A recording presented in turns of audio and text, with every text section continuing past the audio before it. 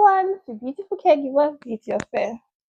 So, have you ever wondered why children around 3, 4, and 5 years old most of the time come home complaining that their teacher beat them up, their friend beat them, and a whole lot of other accusations?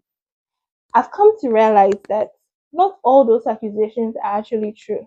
Yes, some of them don't really know how to express the real communicate, like don't really know how to communicate properly about the exact interaction they had with that person.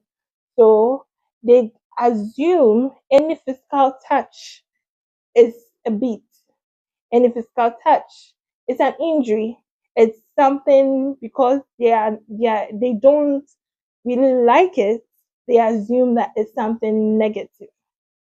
There are days where it's actually true. They were actually maybe touched, or whatsoever. But not all the time that those accusations are true.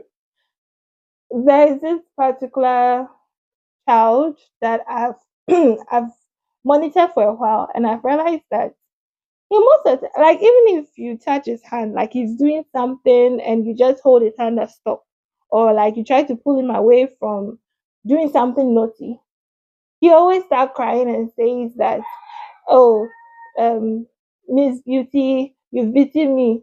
Miss Beauty, you're hurting me. See, there's blood and a whole lot of, and you check it. There's nothing. There's nothing. Absolutely nothing. There's nothing wrong with the child.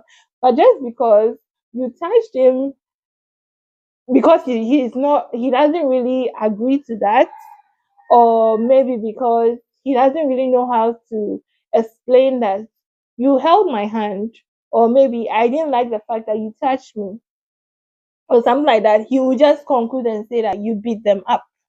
So if you are a parent and you don't really know your child very well, when your child comes home with such a complaint, I'm sure you'll not take it lightly. You will come to the facility if it's a school, or if like it's a caregiver that is caring for your child. You put all your anger and frustration on that person and the caregiver, and you know either sanction them or whatever you want to do, which is not always true.